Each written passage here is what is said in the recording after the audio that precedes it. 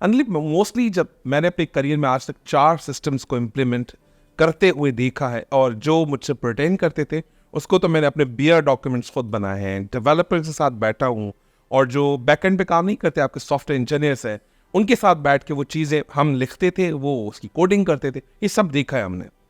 लेकिन जब बात आती है सिस्टम को सेलेक्ट करने की, because being an HR person, या आप एचआर का जो कोर बंदा नहीं होता, जो टीए साइड का, कॉम्पन बैंड साइड का, जिसको काम है ऑपरेशन रन करना, जब बारी आती है सिस्टम को सेलेक्ट करने की, मैं जो एक्सपीरियंस करता हूँ, अच्छा बात सुनो, जो ए कंपनी है मेरी कॉम्पिटिटर, इसने ये सिस्टम लगाया, मैं भी ये लगाऊंगा।